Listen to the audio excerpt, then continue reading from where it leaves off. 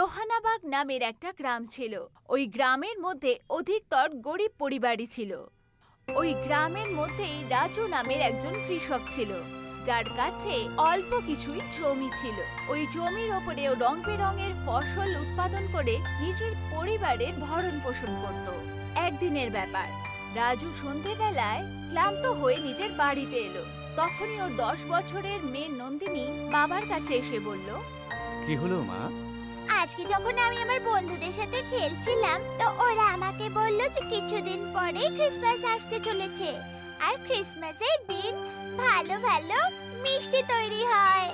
তোমার বন্ধু একদম ঠিক বলেছে বাবা, আমার বন্ধুরা বলছিল যে বহু বছর আগে ক্রিসমাসের দিনে গ্রামে প্রত্যেক বছর সান্টাও আসতো, আরো গ্রামের প্রত্যেক বাচ্চাকে অনেক গিফট দিয়ে যেত। এরকম কিছু নয় সোনা, আসলে আমাদের গ্রামে এটা অনেক বছর ধরে চলে আসছে একটা গল্প। তুমি এটা বলতে পারো যে একটা লোককথা। রাজুর কথা শুনে ওর বউ বিদ্যা রাজুকে বলল, এটা কোনো গল্প নয় গো, এটাতে আমিও বিশ্বাস করি।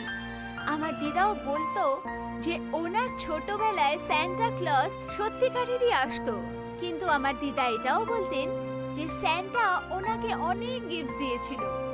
কখনো কখনো তো আমার মনে হয় বিদ্যা যে তুমি এখনো বড় হওনি। আমার মনে হয় যে তোমার এবার বড় হওয়া উচিত। আমি জানি যে তুমি এটাকে বিশ্বাস করবে না, কিন্তু আমি আমার দিদার কথা পুরোপুরি বিশ্বাস করি। বিদ্যার কথা শুনে রাজু হাসতে হাসতে বাইরে বেরিয়ে গেল, আর নন্দিনী নিজের মায়ের দিকে তাকিয়ে বলল, মা, আমি কি প্রধান কাকার কাছে চলে যাই? আজকে উনি সব বাচ্চাদের গল্প শোনাবেন। কেন নয় বাবা, যাও আর গিয়ে গল্প শোনার মজা ওঠাও। নন্দিনী একটা গাছের কাছে চলে গেল, যেখানে প্রধান একটা খাটিয়ার ওপরে বসেছিলেন, আর ওর সাথে গ্রামের সব বাচ্চারা ছিল। আর গ্রামের বুড়ো প্রধান প্রত্যেক বছর ক্রিসমাসের আগে বাচ্চাদের ক্রিসমাসের নতুন নতুন গল্প শোনাতেন। তোমরা জানো বাচ্চারা, অনেক বছর আগে আমাদের গ্রামে জোহানাবাদে সান্টা আসতো আর সমস্ত বাচ্চাদেরকে অনেক অনেক উপহার দিয়ে যেতেন উনি। প্রধান কাকা, বাবা বলছিল যে এরকম কিছুই নেই, এইগুলো শুধু পুরনো দিনের গল্প কথা, যেটাতে লোকেরা বিশ্বাস করে। এতে তোমার বাবার কোনো দোষ নেই, উনি কখনো সান্টাকে তো দেখেনি, তাহলে ওনাকে আর কি বলি বলো তো। তখনই একটা বাচ্চা যার নাম অঙ্কিত ছিল, সে প্রধানকে বলল, প্রধান কাকা, আমার বাবাও সান্টার কথায় বিশ্বাস করেন না, কিন্তু মা সব সময় এটাই বলে যে সান্টা অনেক বছর আগে আমাদের গ্রামে আসতো। অঙ্কিত, আমি যখন তোমার বয়সে ছিলাম না, তখন আমি নিজের চোখে সান্টাকে দেখেছিলাম, কিন্তু কি জানি তারপর কি হলো যে সান্টা আমাদের গ্রামে আসা বন্ধই করে দিল একেবারে। আর তারপর এই সান্টার আসার কথা একটা কাহিনী হয়ে গেল, যার উপরে কেউ কেউ তো আবার বিশ্বাস করে, আবার কেউ করে না। প্রধানের কথা শুনে সব বাচ্চারা উদাস হয়ে গেল। আমার খুব মন ছিল যে সান্টা আমাদের সামনে আসুক আর আমাদের নিজের হাত থেকে অনেক উপহার দিয়ে যেত। আমি তো আগের বছর ক্রিসমাসের রাতে সারা রাত শুইনি। আমার মা আমাকে বলেছিল যে ক্রিসমাসের রাতে সান্টা আসে, তো আমি সারা রাত জেগেছিলাম, কিন্তু সান্টা এলো না। কালকে ক্রিসমাস আছে প্রধান কাকা, আর আমি সারা রাত সান্টার অপেক্ষা করব।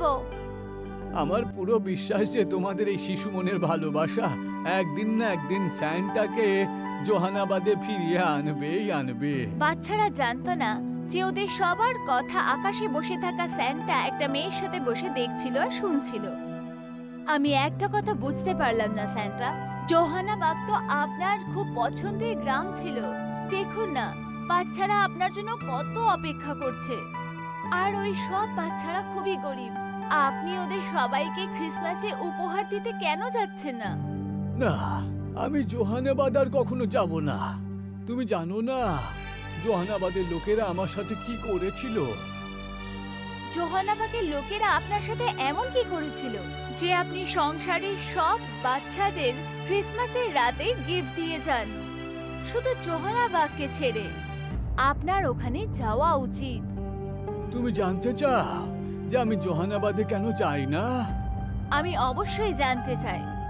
আমি ওই বাচ্চাদের দুঃখ দেখতে পাচ্ছি না। যদি এরকমই হয় তাহলে আপনার নাম শুধু একটা গল্প হয়ে থেকে যাবে, আর কিছু বছর পরে লোকেরা আপনাকে ভুলে যাবে। তাহলে ঠিক আছে, আমি তোমাকে শোনাবো না, বরং দেখাবো। এটা বলতেই স্যান্টা যখন নিজের হাত আগে এগোলো, আর একটা দৃশ্য ওই মেয়েটার সামনে আরম্ভ হয়ে গেল। ক্রিসমাস সমাপ্ত হতে মাত্র কিছু সময় বাকি রয়েছে। জোহানাবাদের বাচ্চারা আমার জন্য অনেকক্ষণ ধরে অপেক্ষা করছে নিশ্চয়ই। এক্ষুনি ওদের কাছে আমায় যেতে হবে। স্যান্টা নিজের গাড়ি করে জোহানাবাগে কিছু সেকেন্ডে পৌঁছে গেল, আর একটা ঘুমন্ত বাচ্চাকে ভালোবেসে দেখতে থাকলো। কিন্তু স্যান্টা জানতো না যে একজন পেছন থেকে ওকে দেখছিল। ওই ব্যক্তি নিজের চেহারা কালো কাপড় দিয়ে ঢেকে রেখেছিল। আমি শুনেছি স্যান্টার গাড়িতে নাকি এমন ধরনের একটা উপহার থাকে যেটা চুরি করে নিতে পারলে পরে তাহলে ওই লোকটা সে কখনো বুড়ো হয় না। কিন্তু আমি যদি এটা করি তাহলে স্যান্টা আবার রেগে না যায় আর আমাকে চিনে না ফেলে গো। আমিও কি বোকা মানুষ। আরে আমি তো আমার মুখটা কালো কাপড় দিয়ে ঢেকেই রেখেছি, তাই না? কিন্তু ওই উপহারটা চুরি করার জন্য স্যান্টার সমস্ত গিফট আমায় চুরি করতে হবে। ওই ব্যক্তি চুপি চুপি স্যান্টার সমস্ত গিফট চুরি করে নিল আর ওখান থেকে পালিয়ে গেল। স্যান্টা যখন নিজের গাড়িতে ফেরত এলো, ও দেখলো ওর গিফট ওখান থেকে অদৃশ্য হয়ে গেছে। এ তো খুবই খারাপ হলো। ওই বাচ্চাগুলো আমার জন্য অপেক্ষা করছিল নিশ্চয়ই, কিন্তু এই গ্রামে আর কখনো আসবো না আমি। এই গ্রামের লোকেরা চোর, এটা আমি কখনো ভাবতেই পারি না। আর আমি চোরেদের গ্রামে গিফট দিতে পারি না। স্যান্টা ওই মেয়ের দিকে তাকিয়ে বলল, দেখলে তুমি? হ্যাঁ, আমি দেখেছি, কিন্তু একজন ব্যক্তির শাস্তি সমস্ত গ্রামের বাচ্চারা কেন পাবে? তুমি জানো না পরি, আমার সাথে এটা একবার নয় বরং 3 বার হয়েছে। বারবার 3 বার যখন আমার সব উপহার কেউ চুরি করে নেয়, তারপরে আমি এটা শিওর হয়ে যাই যে এবার আমি আর জোহানাবাদে কখনো যাব না। আমি জানি, কিন্তু আপনার রাগ জোহানাবাগের ওই ব্যক্তির ওপরে যে চুরি করেছিল। কিন্তু আমি ওই বাচ্চাদের উদাস দেখতে পারবো না। কালকে ক্রিসমাস, আর আমি কালকে রাতে ওই বাচ্চাদের গিফট দিতে নিশ্চয়ই যাব। তুমি যদি যেতে চাও তাহলে যেতেই পারো, আমি তোমায় আটকাবো না। কিন্তু তুমি খুব ভালো করেই জানো যে তুমি পৃথিবী লোকে এই রূপে যেতে পারো না। কি যায় আসে, বাচ্চারা স্যান্টাকে জানে, আর আমি পৃথিবীতে বুড়ো স্যান্টা হয়ে যাব। পরের রাত সব বাচ্চারা অপেক্ষা করতে থাকলো। ওই সুন্দর মেয়ে স্যান্টার গাড়ির ওপরে বুড়ো মহিলা হয়ে পৃথিবীতে পৌঁছে গেল, আর নিজের গাড়ি জোহানাবাগের এক গলিতে দাঁড় করিয়ে ওই গ্রামকে মন দিয়ে দেখতে থাকলো। এই গ্রামটা তো খুবই সুন্দর। আজকে যখন আমি ঘুমন্ত বাচ্চার বালিশের নিচে গিফট রেখে যাব, আর যখন বাচ্চারা সকালে উঠে এই গিফটকে দেখবে তো খুব খুশি হয়ে যাবে। সবার প্রথমে আমাকে গ্রামের ঘরগুলো দেখতে হবে, যে কোথাও কোনো বাচ্চা জেগে তো নেই। হঠাৎ করে নিজের সামনে আমাকে দেখে যদি ওরা চমকে ওঠে। এইটুকু বলে ওই বুড়ো স্যান্টা নিজের গাড়িকে ছেড়ে নিজের জাদুর শক্তি দিয়ে ওখান থেকে অদৃশ্য হয়ে গেল। কিন্তু ও জানতো না যে ওই ব্যক্তি যে অনেক বছর আগে স্যান্টার গাড়ি 3 বার চুরি করেছিল, ওখানে দাঁড়িয়ে সবকিছু দেখছিল। আজকে পুরো 40 বছর পরে স্যান্টার এই গাড়ি এই গ্রামে এসেছে।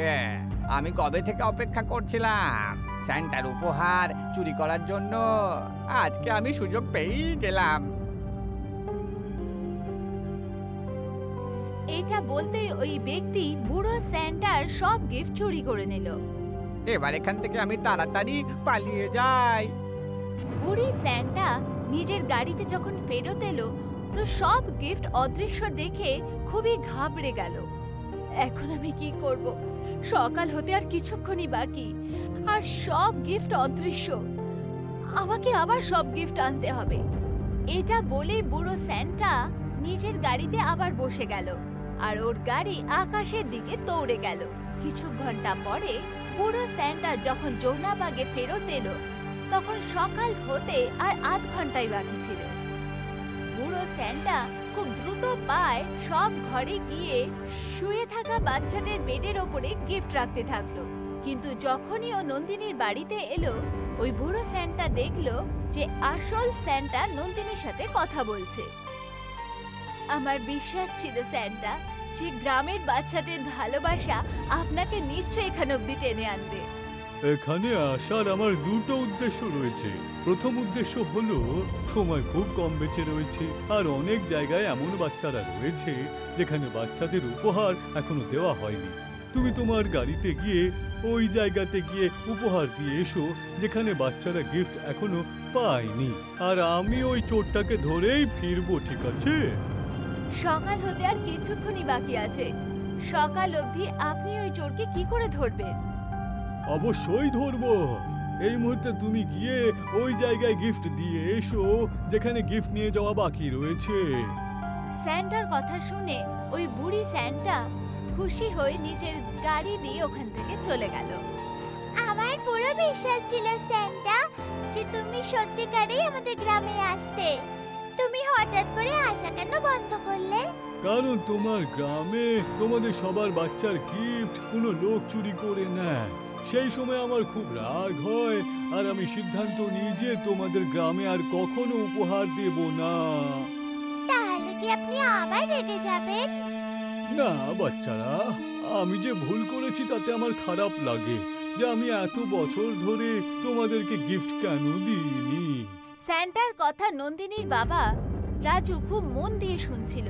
রাজু তাড়াতাড়ি ওখানে এসে স্যান্টাকে বলল, তাহলে আমাকে বলো স্যান্টা, সে কে যে এতগুলো বাচ্চাদের গিফট চুরি করে নিয়েছে?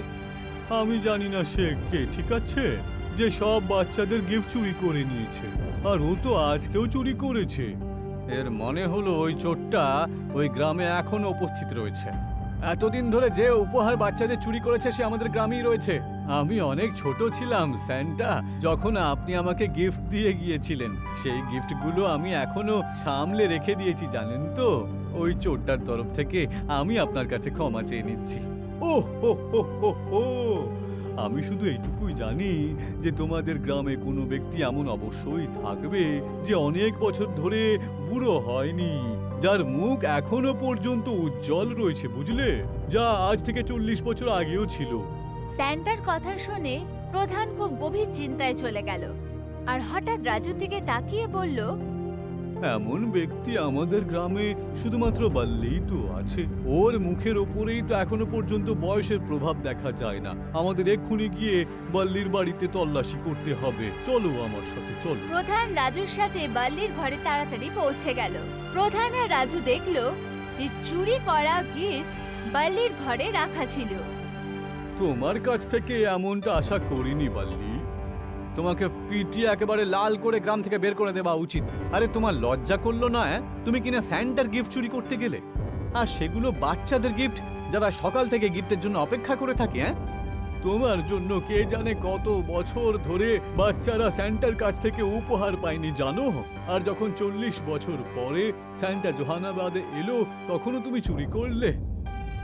আমায় ক্ষমা করে দিন প্রধান মশাই, আমি আমার ভুল বুঝতে পেরে গেছি, আমায় ক্ষমা করুন। তখনই স্যান্টা হাসি মুখে ওখানে এসে পৌঁছালো। যদি ক্ষমা চাইতেই হয় তাহলে আমার কাছে নয় ভাই, স্যান্টার কাছে ক্ষমা চাও। ইনি যদি তোমায় ক্ষমা করে দেন তাহলে পুরো গ্রাম তোমারে ক্ষমা করবে। আমায় ক্ষমা করে দিন স্যান্টা মশাই, আমি সমস্ত উপহার ফেরত দেওয়ার জন্য রাজি আছি। হো হো হো হো।